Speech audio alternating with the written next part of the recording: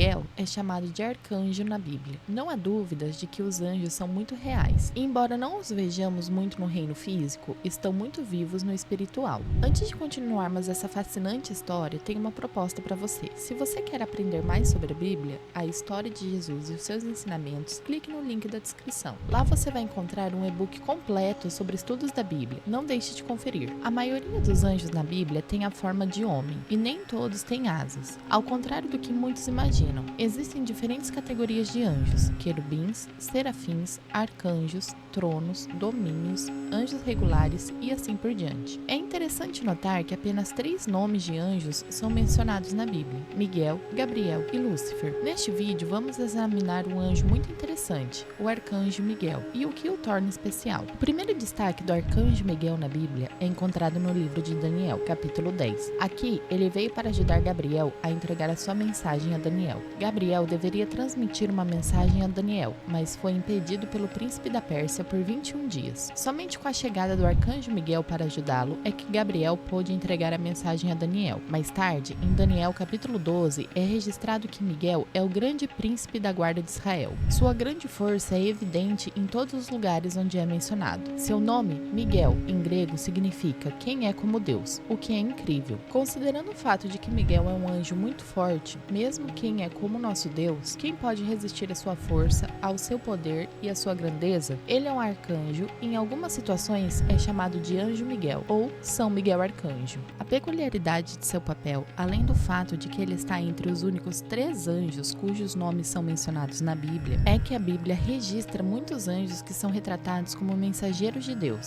sendo enviados em missões. No entanto, cada vez que vemos o personagem de Miguel, ele está lutando ou se opondo às forças dos principados. Seu papel é sempre tão importante que sem ele as coisas não ocorreriam bem. No caso do anjo Gabriel e Daniel, em pinturas, ele é frequentemente descrito como tendo uma espada e vestindo uma armadura. A razão não é difícil de entender. Ele é um guerreiro e um grande guerreiro por sinal. Seu título Miguel é referido como um príncipe de guarda do povo de Israel. Ainda em Daniel capítulo 12, versículo 1 diz: "E naquele tempo se levantará Miguel, o grande príncipe, que se levanta a favor dos filhos do teu povo. E haverá um tempo de angústia, qual nunca houve desde que houve nação, até aquele tempo. Mas naquele tempo livra-se-á o teu povo, todo aquele que for achado escrito no livro." Esse texto aconteceu na última visão de Daniel, na qual um anjo descreve como seria o último dia para os judeus. Miguel é o único anjo mencionado como arcanjo. Vemos o título de arcanjo em Judas capítulo 1, versículo 9, onde ele estava disputando pelo corpo de Moisés. Arcanjo significa anjo principal ou servo principal. No entanto, Miguel foi referido como um dos arcanjos, significando que não haveria outro arcanjo cujo nome não foi mencionado. Ao longo da Bíblia, nas vezes em que foi mencionado, Miguel disse apenas 4 palavras, embora haja 3 em grego, mas são traduzidas para 4 palavras. A palavra falada a Satanás foi: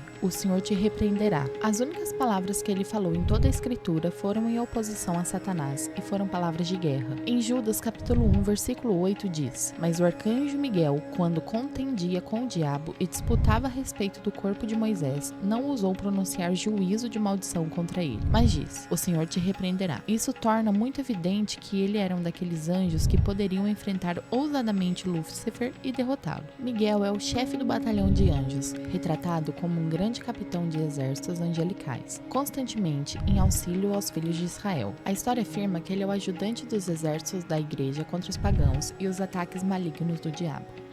Não apenas ele é um anjo muito forte, ou possivelmente o mais forte, ele também tem anjos que recebem ordens dele.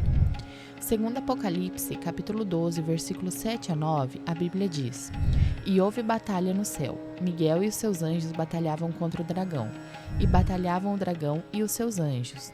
Mas não prevaleceram, nem mais o seu lugar se achou nos céus. E foi precipitado o grande dragão, a antiga serpente, chamada o Diabo e Satanás, que engana todo mundo. Ele foi precipitado na terra, e os seus anjos foram lançados com ele." Também vemos que o anjo Miguel tem um papel muito importante nos eventos do fim dos tempos. É interessante notar que tem sido argumentado que o anjo ao qual o apóstolo Paulo estava se referindo em 1 Tessalonicenses, capítulo 4, versículo 16, porque haverá o grito de comando comando, e a voz do arcanjo, e o som das trombetas de Deus. Então o próprio Senhor descerá do céu. Aqueles que morreram crendo em Cristo ressuscitarão. Primeiro foi argumentado que este arcanjo também foi o anjo Miguel. Deve-se notar que, assim como qualquer outro anjo, o gênero do anjo Miguel não é conhecido para nós, uma vez que sabemos que não há anjos femininos nem masculinos, visto que são espíritos. Portanto, o uso de ele para o anjo se dá porque ele foi retratado como um guerreiro. Mas retratar o anjo como um herói também não seria o correto, pois os anjos não possuem um gênero de acordo com as escrituras. Apesar de sua enorme força, ele está sujeito a Deus. Como mencionado anteriormente, existem diferentes categorias de anjo. Até mesmo os serafins e os querubins, que foram vistos como a classe mais alta de anjos, ainda recebem o seu poder de uma única fonte, que é a de Deus. Da mesma maneira, o anjo Miguel, com a sua força, vem de Deus, como a sua suprema autoridade. Outra coisa interessante, no entanto, é que não é apenas Deus. Mesmo o homem crente tem autoridade sobre os anjos. A Bíblia registra que eles são espíritos ministradores. O homem está na classe de Deus. Ele é um com Deus por causa do Espírito de Deus nele. Agora, a Bíblia diz em Hebreus capítulo 1, versículos 5 a 7: Porque a qual dos anjos te disse, tu és meu filho, e outra vez, eu lhe serei por pai, e ele me será por filho. E outra vez, quando introduz no mundo o primogênito, diz, e todos os anjos de Deus o adorem. E,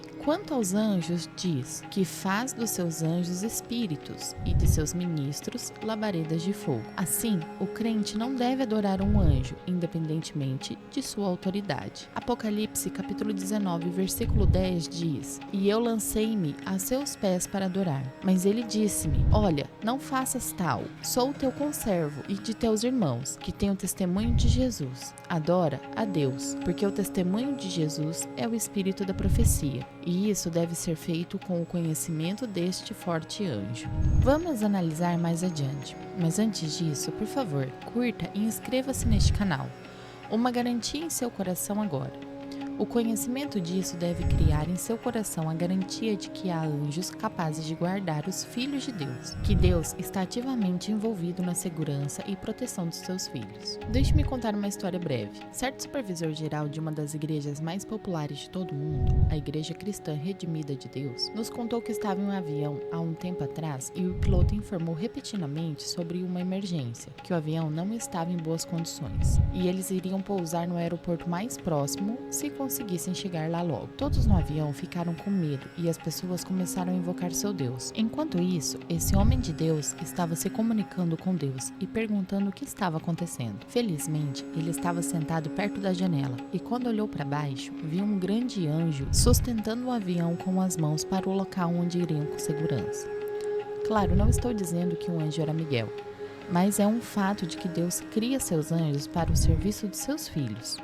E você pode ser intencional em aumentar a sua consciência sobre o trabalho dos anjos ao redor para que as suas orações recebam respostas. Da mesma forma que o arcanjo Miguel veio em socorro do anjo Gabriel. Se necessário e a qualquer momento que houver tal necessidade, você também pode ter a certeza de que Deus tem mãos capazes que podem ser enviadas ao seu socorro contra o reino das trevas e que podem lutar contra demônios, como o príncipe da Pérsia, enviando anjos em uma missão. Não é lindo? Agora eu espero que você tenha aprendido algo sobre este forte anjo. Não se esqueça de curtir e inscrever-se neste canal. Obrigado por assistir e fique atento ao próximo vídeo.